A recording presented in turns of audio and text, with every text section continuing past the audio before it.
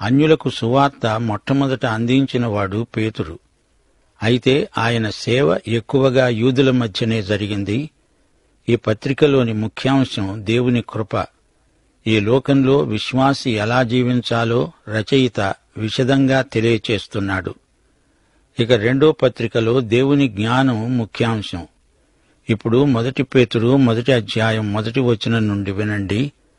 యేసుక్రీస్తు అపోస్తలుడైన పేతురు, తండ్రి అయిన దేవుని భవిష్య జ్ఞానమును బట్టి ఆత్మ వలని పరిశుద్ధత నొందిన వారై విధేయులవడానికి, యేసుక్రీస్తు రక్తము వలన ప్రోక్షించబడడానికి ఏర్పరచబడిన వారికి, అనగా పొంతు, గలతీయ, కప్పదొకియ, ఆసియా, బితునియా అనే దేశములందు చెదరిపోయిన వారిలో చేరిన యాత్రికులకు శుభమని చెప్పి వ్రాయునది.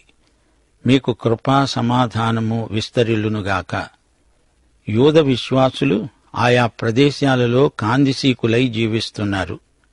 వీరు దేవుని సంకల్పము చొప్పున ఏర్పరచబడిన ప్రియజనులు, ఎన్నిక చేయబడిన వారు, పరిశుద్ధాత్మ వలన పరిశుద్ధులై విధేయులై యేసు రక్తప్రోక్షణ పొందినవారై జీవించడానికి దేవుడు వీరిని ఏర్పరచుకున్నాడు. ప్రియ శ్రోతలు వింటున్నారా? రక్షణ నిశ్చయత లేని క్రైస్తవులెందరో ఉన్నారు. విశ్వాసికి క్రీస్తునందు ఎడబాటు ఎన్నటికీ కలగదు. బాధలు, హింసలు, శ్రమలు కలిగినప్పుడు విశ్వాసి బలహీనుడైతే రక్షణ నిశ్చయత కోల్పోయి నిరాశ నిస్పృహలలో పడిపోతాడు. నిశ్చయత వల్ల ఆనందం కలుగుతుంది. రచయిత పేరు పేతురు, పెట్రోస్ అనగా రాయి అని అర్థం. పేతురు రాయిలాంటి మనిషి అయ్యాడు. పెంతెకోస్తు రోజు నుండి సీమోను పేతురైపోయాడు. పిరికివాడు గొప్ప సాహసికుడయ్యాడు. క్రీస్తు కోసం ధైర్యంగా నిలిచాడు. పేతురు చెరసాల నిర్బంధంలో ఉన్నాడు. పేతురును కొట్టారు, చంపుతామని బెదిరించారు. పేతురును కూడా సిలువ వేసి చంపబోతున్నారు. ఈ సంగతి అతనికి తెలుసు. పేతురు అంత తెగించి మాట్లాడుతున్నాడంటే దాని పర్యవసానం ఎలా ఉంటుందో పేతురు ఎరుగనివాడు కాడు. యేసుక్రీస్తు కోసం శ్రమలు పడడమంటే ఏమిటో తెలియని క్రైస్తవ నాయకులు ఏమి సందేశమివ్వగలరు? పేతురునడగండి. యేసు కోసం హింసలు అనుభవించటమంటే ఏమిటో ఆయనే చెబుతాడు. పేతురు అంటున్నాడు, నేను యేసుక్రీస్తు యొక్క అపోస్తలుణ్ణి.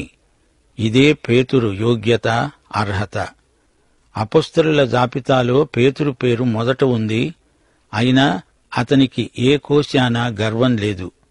పౌలు ఒకసారి యెరూషలేముకు వెళ్లి యెరూషలేములోని అపోస్తలులతో సంప్రదించగోరాడు. ఆ సందర్భంలో పౌలు పేతురుతో, యాకోబుతో, యోహానుతో మాట్లాడాడు. వీరు సంఘానికి స్తంభాల్లాంటి వారు అని పౌలు అభిప్రాయపడ్డాడు. అంతేకాని పౌలు సువార్తను వీరి వద్ద నేర్చుకున్నవాడు కాడు. పౌలన్నాడు, నేను నేరుగా సువార్తను యేసుక్రీస్తు నుండే స్వీకరించాను. పేతురు తానే అందరికంటే గొప్పవాణ్ణని ఎన్నడూ అనలేదు. తానొక అపోస్తలుడు మాత్రమే, అంతే. పొంతు, గలతీ, కప్పదొకియా, ఆసియా, బితుయేనియా ప్రాంతాలలో చెదరిపోయిన వారి మధ్య సేవ చేస్తున్నాడు పేతురు. రోమా సామ్రాజ్యమంతటా చెదరిపోయిన యాత్రికులకు ఈ ఉత్తరం రాస్తున్నాడు. వీరంతా యూద విశ్వాసులు. వీరు పాలస్తీనాలో లేరు, పరాయి దేశాలలో కాందిశీకులై తిరుగుతున్నారు. శ్రమలు అనుభవించలేక పారిపోయి అటూ ఇటూ తిరుగుతున్నారు. చెదరిపోయిన యాత్రికులు. వీరు తిరుగుతున్న ఈ దేశాలన్నీ చిన్నాసియాలోనివే. ఈ ప్రాంతాన్నే టర్కీ అంటాము. పౌలు తన రెండో సువార్త యాత్రలో బితుయేనియకు వెళ్లడానికి ప్రయత్నించాడు.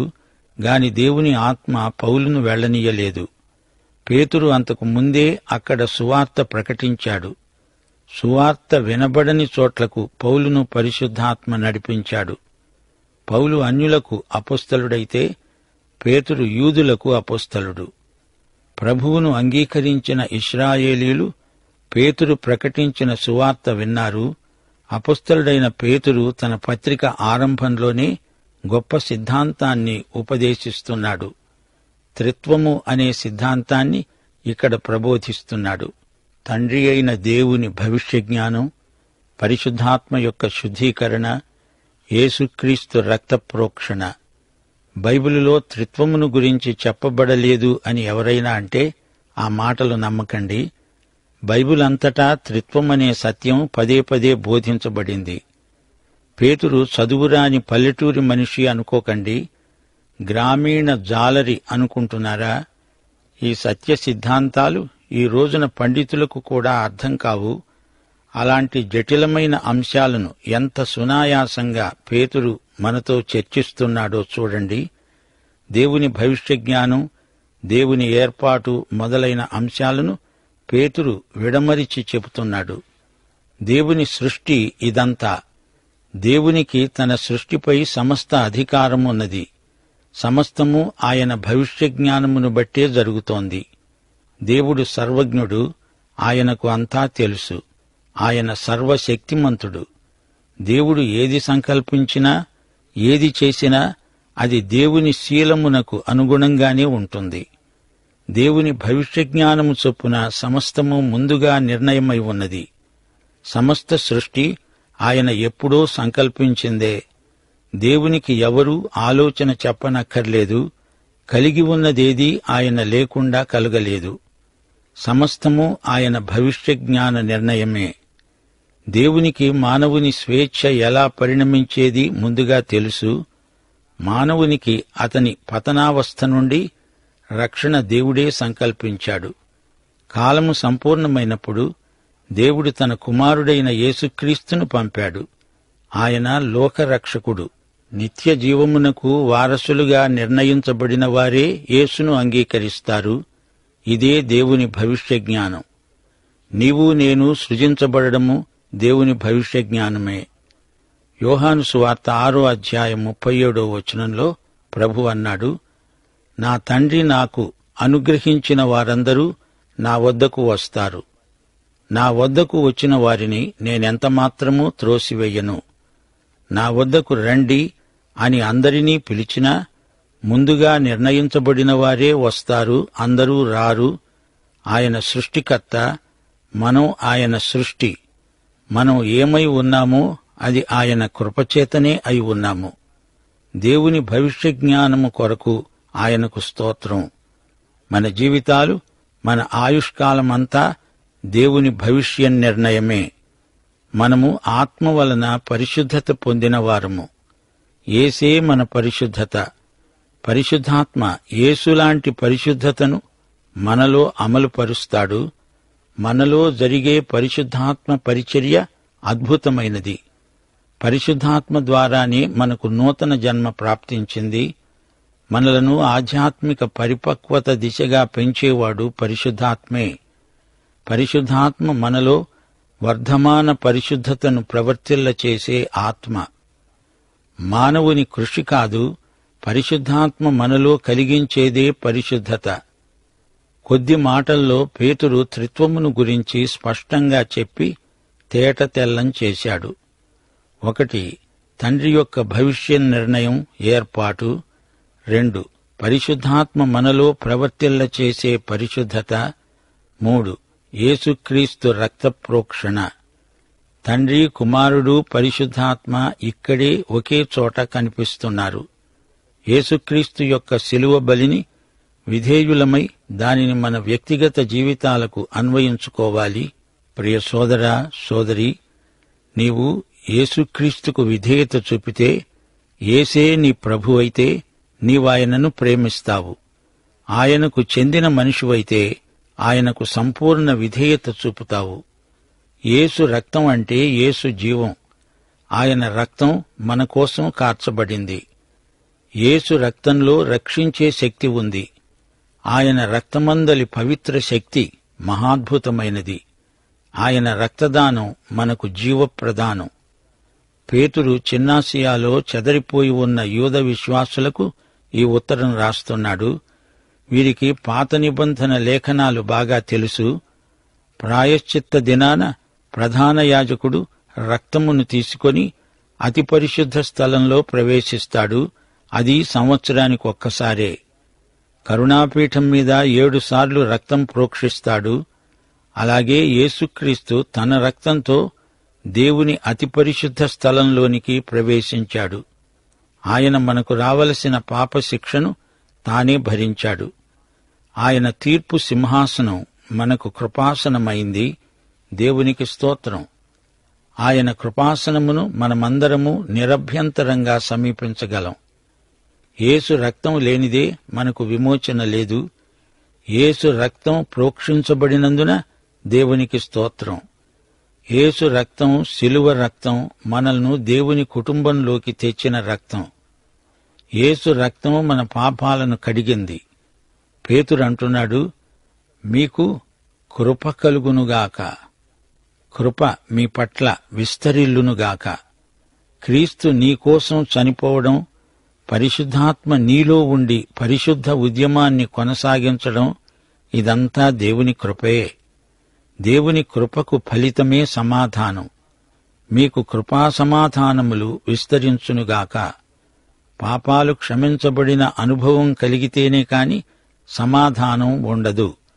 యేసుక్రీస్తు రక్తం ద్వారా మనకు కృపా సమాధానములు ప్రాప్తిస్తాయి. అనుభవంతో చెబుతున్నాడు ఈ రాతి మనిషి పేతురు పెంతెకోస్తునాడు చేసిన ప్రసంగాంశం ఇదే. యేసు మరణం, యేసు పునరుత్థానం, ఈ రెండూ మానవత రక్షణకు ఆధారం. ఈ సత్యం కోసం తాను చెరసాలలో శ్రమలనుభవించాడు. చివరికి ఇదే సువార్త కోసం పేతురు తల్లక్రిందులుగా సిలువ వేయబడ్డాడు. దేవునికి భూత భవిష్యత్ వర్తమాన కాలాలు ఒకటే. జగత్పునాదికి ముందే దేవుడు నిన్ను నన్ను క్రీస్తునందు ఏర్పరచుకున్నాడు. దేవుడు అనంతుడు, శాశ్వతుడు. నిత్యత్వానికి ఆయనే ప్రభువు. ఆయన సర్వవ్యాపి, సర్వజ్ఞుడు, సర్వశక్తిమంతుడు. 1 పేతురు 1:3 మన ప్రభువైన యేసుక్రీస్తు తండ్రి అయిన దేవుడు స్తుతించబడునుగాక. మృతులలో నుండి యేసుక్రీస్తు తిరిగి లేచుట వలన జీవముతో కూడిన నిరీక్షణ మనకు కలుగునట్లు, అనగా అక్షయమైనది, నిర్మలమైనది, వాడబారనిది అయిన స్వాస్థ్యము మనకు కలుగునట్లు ఆయన తన విశేష కనికరము చొప్పున మనలను మరల జన్మింపచేశాడు. దేవునికి స్తుతి, స్తోత్రము. దేవుడు మన తండ్రి, ఆయనకు స్తుతి. కుమారులు, కుమార్తెలు తమ తండ్రిని స్తుతిస్తారు. ఆయన ప్రభువైన యేసుక్రీస్తు యొక్క దేవుడు, యేసుక్రీస్తు యొక్క తండ్రి. యేసుక్రీస్తు పునరుత్థానుడైన ఆ శుభోదయాన మగ్దలేని మరియతో అన్నాడు, యోహాను సువార్త 20:17 నా తండ్రి, మీ తండ్రి, నా దేవుడు, మీ దేవుడు అయిన వాని వద్దకు ఎక్కిపోతున్నానని నా సహోదరులకు చెప్పు. త్రిత్వంలో మధ్యన ఉన్న వ్యక్తి కుమారుడైన యేసుక్రీస్తు. మన దేవుడు త్రియేక దేవుడు. తండ్రి, కుమార, పరిశుద్ధాత్మలు ఒకటే. అందరూ సమానమే. ముగ్గురిలో ఏ తేడా లేదు. ఆయన తన విశేష కనికరము చొప్పున మనకు నూతన జన్మ ప్రసాదించాడు గనుక మనము దేవుణ్ణి తండ్రి అని పిలువగలుగుతున్నాము. జీవముతో కూడిన నిరీక్షణ మనకు కలిగించాడు. ఇది సజీవ నిరీక్షణ. ఈ నిరీక్షణకు ఆధారం యేసు పునరుత్థానం. దేవుని ఆత్మ ద్వారా యేసుక్రీస్తు మృతులలో నుండి లేపబడ్డాడు. యేసు పునరుత్థానంలో పరిశుద్ధాత్మ పాత్ర ఎంతో ఉంది. ఇది త్రియేక దేవునికి స్తుతిపాట. మనం తిరిగి జన్మించాము. శాశ్వతమైన జీవము గల దేవుని వాక్యమూలముగా అక్షయ బీజము నుండి పుట్టాము.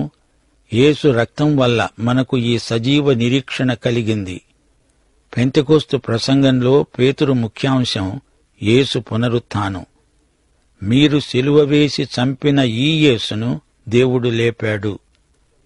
పేతురు పత్రికల్లో కూడా యేసు పునరుత్థానం ప్రత్యేకమైన ముఖ్యాంశం. పౌలు కూడా యేసు పునరుత్థానాన్ని బోధించాడు. దేవుడు మన పాపాలను తీసివేయడమే కాదు, తన నీతిని మనకిచ్చాడు. దీనికి ఆధారం యేసు పునరుత్థానమే. మనకు అక్షయము, నిర్మలము, వాడబారనిది అయిన స్వాస్థ్యం లభించింది. ఈ స్వాస్థ్యం మన కోసమే పరలోకంలో భద్రం చేయబడి ఉంది. మనము నూతన జన్మ విమోచన పొందాము. ఈ విమోచనను మనకు అనుగ్రహించిన దేవునికి స్తుతి స్తోత్రం. మనకు సజీవ నిరీక్షణ ఉంది. పరిశుద్ధాత్మ మనలో నూతన జన్మానుభూతిని కలిగించాడు. 5వ వచనం, కడవరి కాలమందు బయలుపరచబడడానికి సిద్ధముగా ఉన్న రక్షణ మీకు కలుగునట్లు విశ్వాసము ద్వారా దేవుని శక్తి చేత కాపాడబడే మీ కొరకు ఆ స్వాస్థ్యము పరలోకమందు భద్రపరచబడి ఉన్నది. ఇందువలన మీరు మిక్కిలి ఆనందిస్తున్నారు. గాని అవసరాన్ని బట్టి నానావిధములైన శోధనల చేత ప్రస్తుతమున కొంచెము కాలము మీకు దుఃఖము కలుగుతున్నది. నశించిపోయే సువర్ణము అగ్ని పరీక్ష వలన శుద్ధపరచబడుతున్నది గదా. దానికంటే అమూల్యమైన మీ విశ్వాసము ఈ శోధనల చేత పరీక్షకు నిలిచినదై యేసుక్రీస్తు ప్రత్యక్షమైనప్పుడు మీకు మెప్పు, మహిమ, ఘనత కలగడానికి కారణమవుతాయి. మీరాయనను చూడకపోయినా ఆయనను ప్రేమిస్తున్నారు. ఇప్పుడాయనను కన్నులారా చూడకుండానే విశ్వసిస్తూ మీ విశ్వాసానికి ఫలమును అనగా ఆత్మరక్షణను పొందుతూ చెప్ప అశక్యము మహిమాయుక్తము అయిన సంతోషము గలవారై ఆనందిస్తున్నారు. శ్రోత, మనం దేవుని శక్తి చేత కాపాడబడుతున్నాము. మనం స్వశక్తితో క్రైస్తవ జీవితాన్ని జీవించలేము. పరిశుద్ధాత్మ శక్తి మనకు కావాలి. దేవుని శక్తి మనలను కాపాడుతుంది. కొంచెము కాలము శోధనల చేత మీకు దుఃఖం కలగవచ్చు. అయినా మీరు మిక్కిలి ఆనందిస్తున్నారు. ఈ ఆనందం పరిశుద్ధాత్మ పండించే పంట. అనేక శ్రమల ద్వారా మనకు ఆధ్యాత్మిక పరిపక్వత కలుగుతుంది. మన కష్టాలు తాత్కాలికమైనవి. నిత్యత్వపు దృక్కోణంలో చూస్తే ఇప్పటి శ్రమలు ఎన్నదగినవి కావు. మన విశ్వాసం అమూల్యమైనది. విశ్వాస పరీక్షల్లో మనం గెలవాలి. మన విశ్వాసం బంగారం కంటే అమూల్యం. విలువైన విశ్వాసం. బంగారాన్ని అగ్నిలో పుటం పెడితే ఇంకా బాగా ప్రకాశిస్తుంది. యేసు రక్తం అమూల్యమైనది. విశ్వాస పరీక్షలు విశ్వాసి యొక్క సౌశీల్యాన్ని మెరుగుపరుస్తాయి. దేవుని బడిలో దేవుని బిడ్డలకు విశ్వాస పరీక్షలు అవసరం. యేసు రాకడ సమయంలో మనకు మెప్పు, ఘనత, మహిమ. మెప్పు ఇత్తడి పతకం, ఘనత వెండి పతకం, మహిమ బంగారు పతకం. మనము యేసును శరీరరీతిగా చూడలేము. అయినా ఆయనను ప్రాణాధికంగా ప్రేమిస్తున్నాము. పేతురు, నీవు నన్ను ప్రేమిస్తున్నావా అని ప్రభువు 3 సార్లు అడిగితే పేతురు, అవును ప్రభూ, నేను నిన్నెంత ప్రేమిస్తున్నానో నీకు తెలుసుగదా అన్నాడు. అయితే నా గొర్రెలను మేపు, గొర్రెలను కాయి అన్నాడు ప్రభువు. శ్రోత, నీవు యేసును ప్రాణాధికంగా ప్రేమించి చూడు. నీ సమస్యలన్నీ త్రుటిలో తొలగిపోతాయి. క్రీస్తు ప్రేమ వల్ల నీ హృదయం మహానందంతో నిండిపోతుంది. విశ్వాసానికి ఫలం ఆత్మరక్షణే కదా. వర్ణనాతీతమైన మహిమాన్వితమైన ప్రేమానందం నీ హృదయమును నింపునుగాక. యేసుక్రీస్తు ప్రత్యక్షత దినమందు నీకు మెప్పే కాదు, ఘనత మాత్రమే కాదు, మహిమలోకి ప్రవేశము సిద్ధించునుగాక. మీకు కలిగే ఆ కృపను గూర్చి ప్రవచించిన ప్రవక్తలు ఈ రక్షణను గూర్చి పరిశీలిస్తూ తమ యందున్న క్రీస్తు ఆత్మ, క్రీస్తు విషయమైన శ్రమలను గూర్చి, వాటి తరువాత కలుగబోయే మహిమను గూర్చి ముందుగా సాక్ష్యమిచ్చున్నప్పుడు ఆ ఆత్మ ఏ కాలమును ఎట్టి కాలమును సూచిస్తూ వచ్చాడో దానిని విచారించి పరిశోధించారు. పరలోకము నుండి పంపబడిన పరిశుద్ధాత్మ వలన మీకు సువార్త ప్రకటించిన వారి ద్వారా మీకిప్పుడు తెలుపబడిన ఈ సంగతుల విషయమై తమ కొరకు కాదుగాని మీ కొరకే తాము పరిచర్య చేశారనే సంగతి వారికి బయలుపరచబడింది. దేవదూతలు ఈ కార్యములను తొంగి చూడగోరుతున్నారు. శ్రోతలు వింటున్నారా? పేతురు తన పత్రికను ఒక పాటతో, స్తుతితో ప్రారంభించాడు. రక్షణ అంటే నూతన జన్మ ప్రాప్తి. ఈ రక్షణను గురించి పూర్వకాలపు ప్రవక్తలు ప్రవచించారు. వారు క్రీస్తు శ్రమలను గురించి మాట్లాడారు.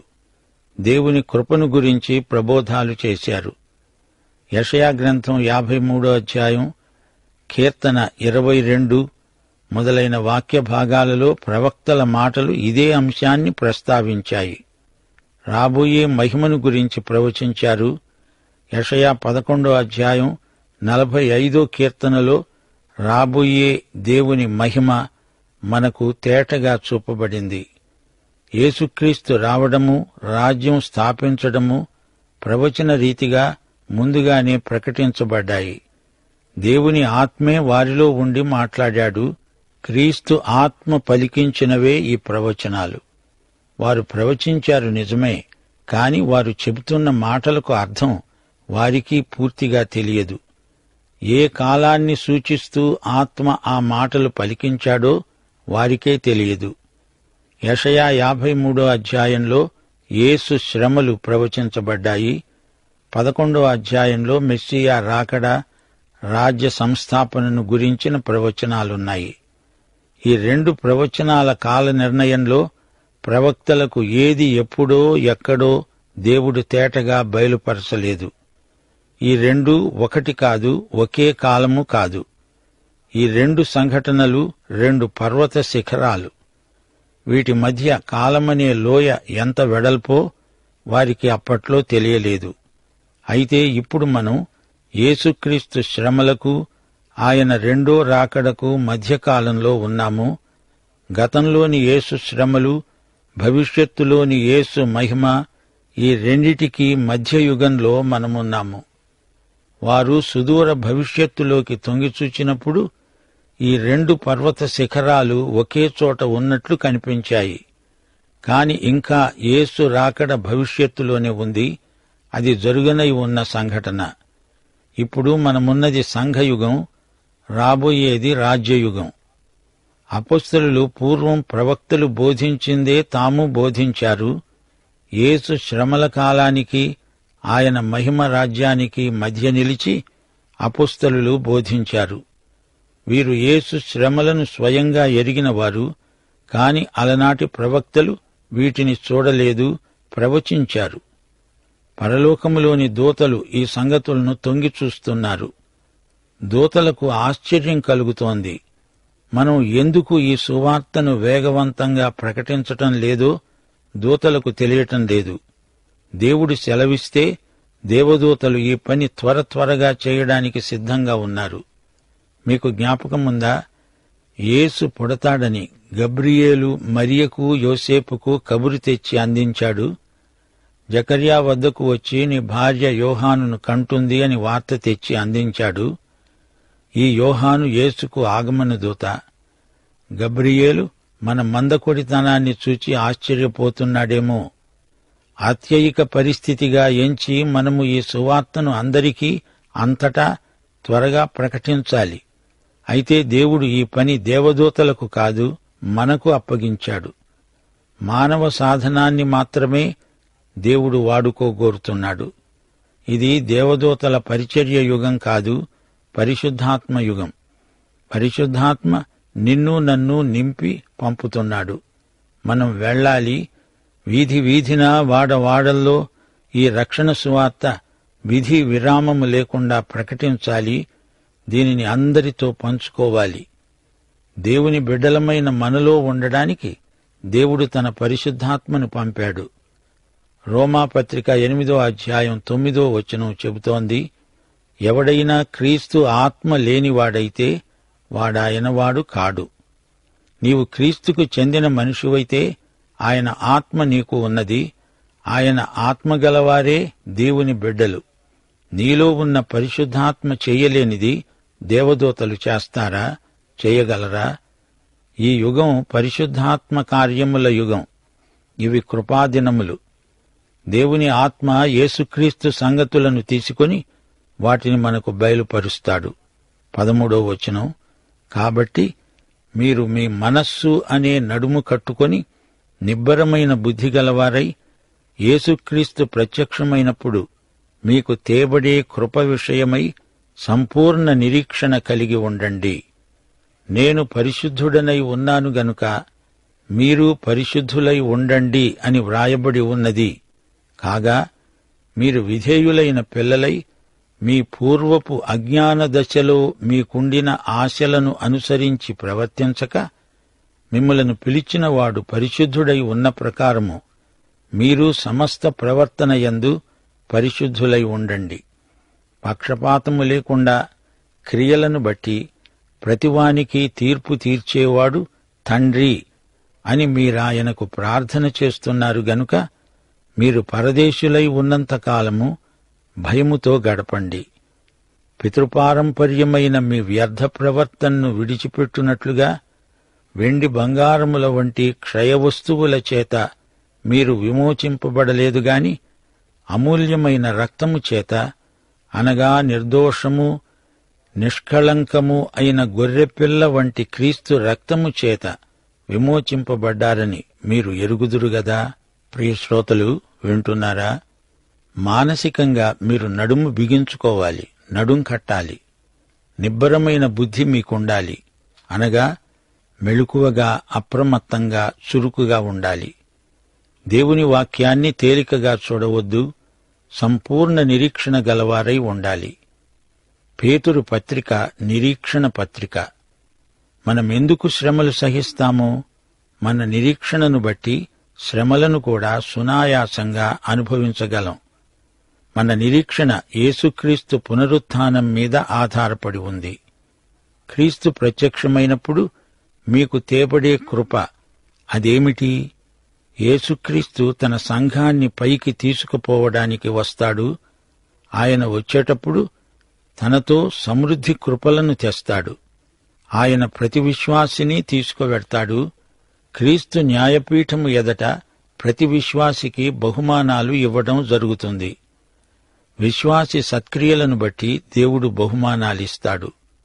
విశ్వాసులకు న్యాయపీఠమున్నది.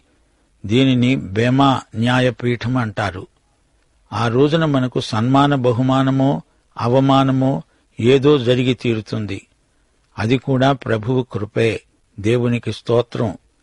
ఆయన బహుమానం దృష్ట్యా మనం శ్రమలను ఓర్చుకోగలుగుతున్నాము. ఈ లోకంలో మనం ఎలా బతుకుతున్నామో దాన్ని బట్టే మనకు బహుమానాలు. దేవుని వాక్యమే మనలో పరివర్తన తేగలదు. దేవుడు తన చిత్త ప్రకారం మనల్ని రూపొందిస్తాడు. ఆయన దయాసంకల్పానికి అనుగుణంగా మన రూపురేఖలు తీర్చిదిద్దబడతాయి. శ్రమలలో మనం సృష్టికర్త అయిన మన దేవునికి సమర్పించుకోవాలి. మనం విధేయులైన పిల్లలం. దేవుని వాక్యం మనలను విధేయత దిశలో నడిపిస్తుంది. యాకోబు ఏమన్నాడు? మీరు దేవుని వాక్యమును వినేవారు మాత్రమే అయి ఉండక ఆ ప్రకారం చేసేవారై ఉండండి. దేవుని వాక్యం ద్వారా నిరీక్షణ కలుగుతుంది. అంతేకాదు, మనకు విధేయత అలవడుతుంది. దేవుని వాక్యాన్ని మనం శిరసావహించాలి. ఉపదేశ క్రమానికి మనం లోబడాలి. విశ్వాసులకు సర్వకాల సర్వావస్థల్లో దేవుని వాక్యం ఎంతో బలమిస్తుంది, ఆదరణ గొలుపుతుంది. మీ పూర్వపు అజ్ఞాన దశలో మీకుండిన ఆశలను అనుసరించి ప్రవర్తించవద్దు. మునుపు నీవు అజ్ఞాన దశలో ఉన్నావు. అయితే నీకు లోపలి నుండి మార్పు వచ్చింది. నీవు రూపాంతర ప్రక్రియలో ఉన్నావు. బయటి ఒత్తిడి కాదిది, లోపలి నుండి వచ్చే స్వచ్ఛంద పరివర్తన. మన మార్పు కృత్రిమమైనది కాదు, ఇది ఆధ్యాత్మిక సహజాతం. దేవునికి లోబడిన వారిలోని మార్పు నిరంతరము వారిని మారుస్తూ ఉండే మార్పు, పరివర్తన ప్రవర్తన. మనలో పరిశుద్ధత ప్రవర్తిల్లాలి. పరిశుద్ధత అంటే బలవంతాన పండ్లబింకంతో భక్తి వ్యాయామం చేయటం కాదు, నటన, వేషధారణ. దానిని ప్రభువు ఎంతో అసహ్యించుకుంటాడు. దేవుని బిడ్డల జీవితాలలో ఎట్టి కలవరము ఉండకూడదు. దేవుని బిడ్డలు జీవితాన్ని నిండుగా జీవించాలి. అస్తవ్యస్తంగా బ్రతకకూడదు. దేవుడిచ్చిన జీవమనే కృపావరాన్ని ఆనందంగా అనుభవించాలి. తెచ్చుకోలు భక్తి ఆత్మవంచన. శరీరానికి ఆరోగ్యం ఎలాంటిదో ఆత్మకు పరిశుద్ధత అలాంటిది. మనిషి ఆరోగ్యంగా, బలంగా, చక్కగా ఉండాలని కోరుకుంటాడు గదా. పరిశుద్ధతే ఆత్మకు ఆరోగ్యం, బలం. నేను పరిశుద్ధుణ్ణి గనుక మీరు పరిశుద్ధులై ఉండండి అంటున్నాడు దేవుడు. మన దేవునికి ఉన్నంత పరిశుద్ధత మనకెప్పటికైనా వస్తుందా? ఈ లోకంలో, ఈ శరీరంలో ఉండగా దేవుడంత పరిశుద్ధత 100% మనకు రాకపోవచ్చు, రాలేదు. అలాంటి స్థితికి వచ్చేశాను అని ఈ లోకంలో ఏ భక్తుడు చెప్పలేడు. అయితే అదే దిశలో మనం పయనిస్తున్నాము, ఎదుగుతాము. పరిశుద్ధాత్మ మనలో ఉండి మనకు సాయం చేస్తాడు. చిన్న బిడ్డ స్థితికి తగిన సంపూర్ణత చిన్న బిడ్డకు ఉంటే చాలు. బిడ్డ ఎదుగుతూ తన వయస్సుకు తగ్గ పరిపక్వతను చూపగలిగితే అది చాలు. అదే దేవుడు మన నుండి కోరేది. మనం కూడా ఆధ్యాత్మికంగా క్రమేణా అలానే ఎదుగుతూ ఉండాలని దేవుడు కోరుతున్నాడు. ఈ పెరుగుదల దేవుని వాక్యం ద్వారా, దేవుని ఆత్మ ద్వారా మనకు కలుగుతుంది. పక్షపాతము లేకుండా ప్రతివానికి తీర్పు తీర్చేవాడు మన తండ్రి. దేవుని తీర్పులో, వైఖరిలో ఏమాత్రమూ పక్షపాతము లేదు. దేవునికి ప్రత్యేకంగా గారాబు బిడ్డలంటూ ఉండరు. ప్రతి క్రైస్తవునికి నిష్పాక్షికంగా దేవుడు తీర్పు తీరుస్తాడు. ఈ తీర్పు రక్షణకు సంబంధించింది కాదు. దేవుని బిడ్డగా ఈ లోకంలో ఎలా బతుకుతున్నావో లెక్కచూచి ప్రభువు చెప్పే తీర్పు. అది న్యాయపీఠపు తీర్పు, బహుమానాల తీర్పు. నిబ్బరమైన బుద్ధి కలిగి మన జీవిత విధానం ఎలా ఉందో చూసుకుంటూ మరీ బతకాలి. క్రీస్తు రక్త విమోచన మీరెరుగుదురా? మీరు విముక్త ప్రజలు. మీరెలా విమోచించబడ్డారో మీరెరుగరా? నీ రక్షణ కోసం ఆయన ఎంత గొప్ప వెల చెల్లించాడో నీవెరుగవా? యెహెజ్కేలు గ్రంథం 18వ అధ్యాయం 4వ వచనం, పాపము చేసేవాడెవడో వాడే మరణం చెందుతాడు. మనమందరము పాపులమే. ఆ శిక్ష, ఆ తీర్పు అందరి మీద నిలిచి ఉంది. దేవుడు తీర్పరి. ఆయన తీర్పు తిరుగులేనిది. పాపి చావాల్సిందే. పాపము పట్ల దేవుని వైఖరి మారదు, మారలేదు. దేవునికి ఎవరూ సలహా ఇవ్వక్కర్లేదు. ఎవరి సిఫార్సులు ఇందులో ఏమాత్రమూ పనిచేయవు. దేవునికి అంతా తెలుసు. ఆయన భవిష్య జ్ఞానం అద్భుతమైనది, ఆశ్చర్యకరమైనది. భూత భవిష్యద్వర్తమానాలు ఆయనకు ఒకటే. కాలానికి ఆయనే సృష్టికర్త, ఆయనే దేవుడు. పాపము చేసేవానికి మరణశిక్ష తప్పదు. మనము వెండి బంగారముల వంటి క్షయవస్తువుల చేత విమోచింపబడలేదు. వెండి బంగారాలను పుటం పెట్టి శుద్ధి చేయవచ్చు. అందులోని మష్టును తొలగించవచ్చు. ఎంత చేసినా అవి క్షయమైన వస్తువులే. అవి నశించిపోయేవే. మనలను క్షయవస్తువులు విమోచించజాలవు. అవి విమోచనకు చాలవు, సరిపోవు. మనకు పితృపారంపర్యమైన వ్యర్థ ప్రవర్తన ఉంది. యేసు మనల్ని తన రక్తంతో విమోచించకపోతే మన జీవితం శూన్యం, వ్యర్థం. యేసుక్రీస్తు విమోచనను అనుభవించని బ్రతుకు అది బతుకే కాదు. జంతువులు, చెట్లు చేమలు, ఆకాశ నక్షత్రాలు, సూర్యచంద్రులు వీటన్నింటికీ ఏదో ప్రయోజనముంది గాని యేసు విమోచనను ఎరగని మనిషి జీవితం కేవలం నిష్ప్రయోజనం, నిరర్థకం. దేవుడు లేని మనిషికి ఉనికి లేదు, మనికి లేదు. ఇది ముమ్మాటికి నిజం. తన విమోచనకై మనిషి దేవునికి ఏమి చెల్లించగలడు? ఏమి చెల్లిస్తే విమోచన క్రయానికి సరిపోతుంది? యేసు రక్తం తప్ప మరేదీ మానవుని విమోచన క్రయధనం కాలేదు. గొర్రెపిల్ల వంటి యేసు రక్తం, నిష్కళంకము, పవిత్రము అయిన దేవుని గొర్రెపిల్ల, లోక పాపమును మోసుకొని పోయిన దేవుని గొర్రెపిల్ల. సోదరీ సోదరులారా, వినండి. దేవునితో నీకు నాకు ఉన్న ఈ రక్త సంబంధం ఎంతో అమూల్యమైనది. దేవునికి మనం స్వకీయ సంపాద్యం. మనం యేసు రక్తం చేత కొనబడిన వారము. శ్రమలు మనలను దేవుని కుమారుడైన యేసు రూపానికి మారుస్తాయి. అది దేవునికి ఎంతో ఇష్టమైన ప్రక్రియ. దేవునికి నీలో యేసుక్రీస్తే కనపడాలి. ఆయన స్వరూపానికి నీవు ఎదగాలని దేవుడు కోరుతున్నాడు. అమూల్యమైన క్రీస్తు రక్తము కొరకై దేవునికి స్తోత్రం. యేసుతో 3.5 సంవత్సరాలు ఉండి ఆయనకు ఎంతో సన్నిహితంగా జీవించిన పేతురు అంటున్నాడు, అమూల్యమైన రక్తము చేత, అనగా నిర్దోషము నిష్కళంకము అయిన గొర్రెపిల్ల వంటి క్రీస్తు రక్తము చేత మనము విమోచించబడ్డాము. దేవునికి స్తోత్రం. ఆయన పాపరహితుడు. ఆయనలో ఏ కపటము లేదు, ఎట్టి దోషము కళంకము లేదు. యేసు మహాపరిశుద్ధుడు.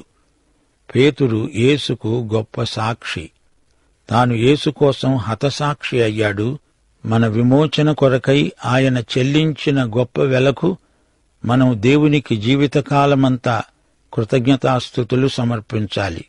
ప్రియమైన శ్రోత, నీవు నీ ప్రియరక్షకుడైన యేసుక్రీస్తును హృదయపూర్వకంగా విశ్వసించి ఆయన్ను వెంబడిస్తున్నావా?